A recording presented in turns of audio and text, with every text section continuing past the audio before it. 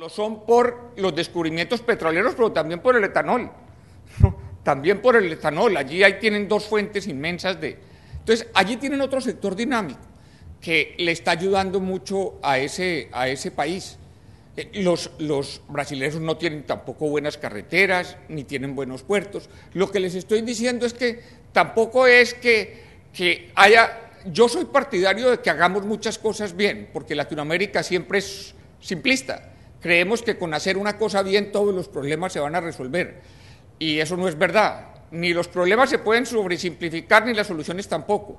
Y a mí lo que me gusta de la visión país es entender eso, que el desarrollo de un país depende de muchas cosas, y no de una sola, y no solo de la economía, porque los latinos hemos tenido esa tendencia de creer que las sociedades avanzan solo si la economía avanza, pero es que la economía no avanza si otras muchas cosas no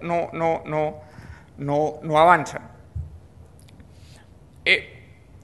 Honduras, la verdad, lo hizo bien en la crisis económica. Tuvo ese golpe tremendo del 2009 de inestabilidad política, pero yo veo que el país ya empieza a recuperarse claramente de eso. Creo que el presidente Lobo hizo lo que tenía que hacer, de tratar de dejar ese problema atrás, porque tener un problema de esos en la agenda de todos los días es dificultar enormemente la tarea de gobernar. Un gobierno no se puede gastar las energías tratando de enjuiciar al anterior gobierno. O sea, los gobiernos que hacen eso no dejan avanzar los países. Hay que dejar ese tema atrás, no porque no haya que aprender de él, pero hay que dejarlo atrás. Y esta sociedad está dejando ese tema atrás, resolvió un problema. Los problemas hay que resolverlos mal o bien, y bueno, no hay soluciones perfectas, pero la que hay aquí yo creo que era la que le convenía a este país, y yo quiero felicitar al presidente y a la Corte, y también al expresidente que encontraron una salida política. Esos problemas usualmente no tienen salidas jurídicas, sino políticas, y eso es lo que encontraron, una salida política para resolver un problema. Y había que resolverlo, y yo creo que el presidente lo entendió. Y se hizo una mediación eficaz, que fue lo que no se logró al principio, que no hubo una mediación eficaz. Ahora hubo una mediación eficaz, en que participaron países que podían contribuir a solucionar el problema, y lo lograron, pero lo lograron básicamente por la decisión que tomó el presidente que hubo acá. Pero la economía de este país está bien. Se ha empezado a recuperar los niveles de crecimiento que se anticipan para este año, para el próximo año, están dentro de lo que va a pasar en la región. Ha ido surgiendo una teoría que es relativamente válida. Los países que están creciendo con Estados Unidos tienen una tasa de crecimiento, y en Sudamérica hay otra tasa de crecimiento más alta, porque no depende de Estados Unidos, sino que también depende de Asia, depende de China, y entonces se han ido creciendo, que los países de la zona norte crecen al 4 y los otros pueden crecer al 5 o al 6. No por razones que sean simples, algunos porque han tenido políticas muy buenas, como Perú y Chile, ¿cierto? Políticas que han sido muy eficaces en crecimiento. Colombia ha empezado a entrar a ese grupo, Brasil, y otros sencillamente porque tienen una coyuntura internacional muy favorable, como es el caso de Argentina, que un país inmensamente rico, que no lo gobiernan bien, pero es tan rico y produce tanto, tiene una agricultura tan extraordinariamente eficiente, que pues están pasando por una buena coyuntura. Yo creo que el programa de reformas que el país está desarrollando, con la ayuda del Fondo Monetario, que a veces genera tantos sentimientos negativos, es una cosa que hace bastante sentido, el mejoramiento de las finanzas públicas, tratar de reparar el sistema de pensiones, todas aquellas cosas que ayudarle al país a manejar su problema cambiario, mientras que logra recuperarse plenamente, mantener el crecimiento de los salarios dentro de ciertos niveles, y reducir la inflación. O sea, eso es algo que no se puede abandonar. Hoy no es posible crecer bien si uno no controla la inflación, y en los tiempos pasados, cuando se emitía para ayudarle a este y a aquello, eso ya quedó atrás.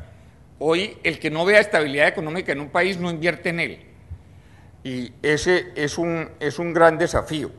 De manera que yo quisiera decir otras cosas. ¿Sí? Voy a hablar del problema de seguridad muy someramente porque aspiro a concentrarme en eso esta tarde. Yo creo que este país va a depender mucho de la economía de Estados Unidos y todos lo sabemos. O sea, sin embargo, no puede olvidar otros mercados. ¿Y por qué lo digo? Porque el gran dinamismo de la economía mundial, parte de ese dinamismo, también va a estar en Sudamérica. O sea, Sudamérica, que era un protagonista marginal de la economía mundial, se está volviendo un protagonista principal. Va a haber una serie de países en Sudamérica, no todos, que van a estar creciendo a tasas bastante elevadas, muy superior a la de Estados Unidos, muy superior a la de Europa, y por debajo de los grandes países asiáticos, pero no muy lejos de ellos. Por eso sus mercados también son importantes. La idea de la zona de libre comercio de las Américas hay que tratar de rescatarla. O sea, Colombia es un buen mercado, Perú es un buen mercado, Brasil es un mercado extraordinario. O sea, allí hay mercados también, como hay México, es un mercado grande que también es importante. Entonces, claro, va a depender mucho de Estados Unidos, pero todo el mundo se está empezando a dar cuenta, bueno, China es súper importante. El primer socio comercial de Brasil hoy es China, no es Estados Unidos, ni es Europa, es China. Lo que demuestra que allí también hay un potencial enorme, ya no se puede mirar solo con un sentido. Lo que pasa es que ustedes tienen una economía muy abierta con Estados Unidos y desde luego ese es el mercado abierto más importante del mundo y eso no se puede olvidar. O sea, Europa es muy cerrado y no tiene mucho dinamismo de crecimiento y exportar así es muy difícil, supremamente difícil. Pero sí se puede, y pues Brasil nos está dando un ejemplo, pero no solo Brasil, Chile y Perú tienen en China mercados inmensos, porque han trabajado muchos años en eso. Esto es una economía pequeña, pues, para los estándares internacionales. Yo francamente les digo, esta economía no puede ser sino abierta, o sea, tan abierta como se pueda, sin hacer daños a la agricultura, pues, pero tan abierta como se pueda, porque cuando uno es pequeño, uno no es capaz de proteger en exceso ni la industria, ni tienes que tratar de buscar eficiencia, materias primas baratas, competir internacionalmente. Un país como Brasil o como México se pueden dar el lujo porque tienen un enorme mercado interno de trabajar en función de su mercado, pero un país como Honduras no puede. Honduras se ha abierto mucho y es muy probable que en el futuro se tenga que abrir más, si quieren tener eficiencia. No diría exactamente qué tienen que hacer, pero tienen que ser abiertos. Este país no puede crecer sobre la base de proteger demasiado, ni de subir aranceles, ni de cerrarse. Los modelos que hay para un país como Honduras son Chile y Perú. La tarifa máxima en Chile hoy es 4% y si les meten los acuerdos de comercio y eso se baja casi al 2%.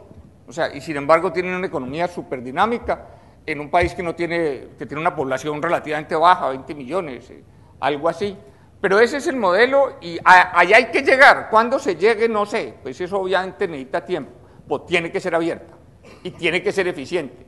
Y va a estar más conectada a la economía internacional que México, o que Colombia, o que Brasil. ¿Por qué? Por su tamaño. Y va a depender mucho de las vulnerabilidades de la economía de Estados Unidos porque no se puede desarrollar sobre la base de su mercado interno y entonces va a tener que estar conectada y asumir todos esos riesgos. Por eso ese esfuerzo que yo oigo por allí de que hay que mantener la supervisión del sector financiero y eso, y mantener un buen nivel de reservas internacionales es lo adecuado. Este país que es vulnerable a las coyunturas internacionales necesita tener un buen nivel de reservas y necesita tener un buen sistema financiero. Una de las tareas pendientes que hay ahora es tratar de que con la estabilidad política y con cierta estabilidad económica que se esté logrando, el crédito vuelva a fluir como fluía antes de la crisis y el país pueda recuperar esa tasa de crecimiento que aunque no va a venir en el corto plazo, sí puede venir en el mediano plazo si las cosas se hacen bien. El sector privado debe estar muy vigilante de cosas muy críticas. La tasa de inversión, que la tienen bien identificada en visión de país y eso. Sí, y hay una cosa que hay que tener muy presente. El déficit fiscal va contra la tasa de ahorro. es desahorro, exactamente desahorro. Y aquí siempre hay un déficit fiscal alto, y si lo siguen subiendo, lo que están destruyendo es tasa de ahorro de una manera impresionante y haciendo la economía muy vulnerable. Entonces, lo más grave en el Estado no es solo que no tenga capacidad de invertir o recursos para invertir, sino que hay un déficit fiscal muy alto. Y eso no lo tengan duda, o sea, el país lo golpea durísimo que haya déficit fiscal. ¿Por qué? Porque las tasas de interés son más altas cuando hay déficit fiscal y porque eso es desahorro, simple desahorro.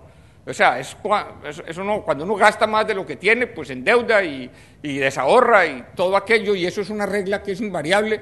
Y el sector privado tiene que pensar en eso. Los problemas no se pueden resolver contra el déficit fiscal, porque eso en el mediano plazo va contra el país y contra la economía. Hay que tener buenas finanzas públicas si uno quiere crecer.